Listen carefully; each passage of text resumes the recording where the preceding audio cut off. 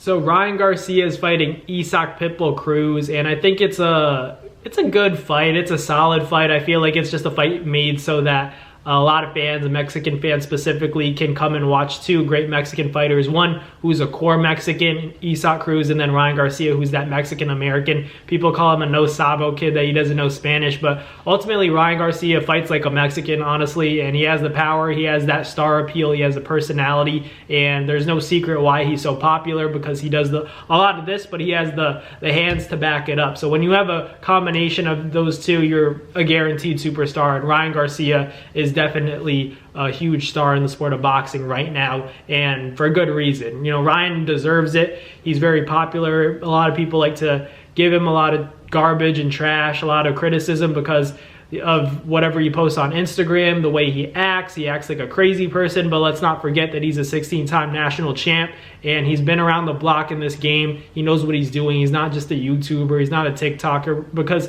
ultimately he's taken the big fights. He's taken the Devin Haney fight, he's taken the Gervonta Tank Davis fight, he wants to take Teofimo Lopez. So you guys got to give it to Ryan Garcia, give all the respect to him, because who's really fighting or has the desire to fight the best fighters in the world? Without question, he wants to make the big fights happen. These tune-up fights, these stay busy fights don't really exist for Ryan Garcia. He's going straight for Teofimo Lopez, straight for the Devin Haney rematch, straight for the Gervonta Tank Davis rematch, but he's fighting Pitbull Cruz. That's kind of his like stay busy fight. So salute to Ryan Garcia for making a lot of exciting fights happen, but I feel like against Isaac Cruz, he should have a relatively easy time just because of the size difference and also the weight advantage ultimately.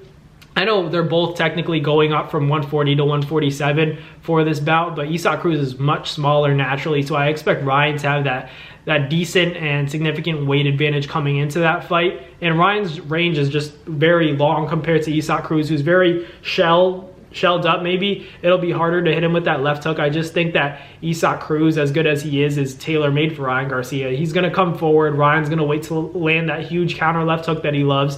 And if he's able to land it on Isaac Cruz, I don't know if Cruz can take that punch, especially at 147, where Ryan Garcia is going to feel real good, assuming he's in good condition and puts the weight on properly and trains properly. His stamina should be great, and there's no excuses to say that, you know, he was dehydrated, this and that, because 147, you know, it's okay, he didn't make 140, but now there's no excuse for missing weight. There's no excuse for not training, because 147 is something that Ryan should be able to make comfortably.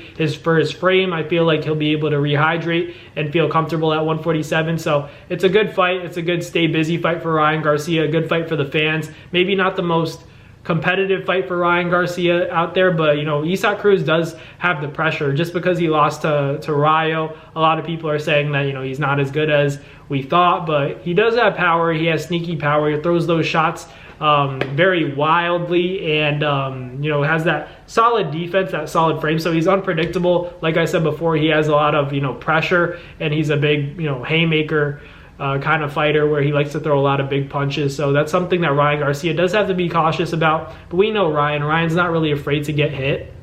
He does that little Philly shell where he turns his whole back, and a lot of people hate on it, but hey, if he gets the job done, he gets the job done. And I think with Isaac Cruz in particular, you know, Cruz he doesn't have a huge bag. He doesn't have an arsenal like Ryan Garcia does. And people are going to say, well, Ryan just has the left hook. He really doesn't only have the left hook, because he does have the hand speed. He throws a lot of combinations, and he fights in spurts, which is, you know, unpredictable. It's difficult to deal with. And if Ryan Garcia has good endurance for this fight against Isaac Cruz, I feel like he could give us a really good performance, probably his best performance in his, you know, entire career, honestly, if he's able to stay disciplined and stay out of all the trouble outside of the ring. That's the number one priority, because Ryan Garcia, you know, people don't understand how popular he is and how many distractions there are. I know for a fact that he was partying during the Devin Haney lead up. You know, that's actually facts, that he was partying when he should have been training, or, you know, been focused on the fight. I think a week before the fight, a lot of people were talking about how he was out clubbing and stuff like that, drinking.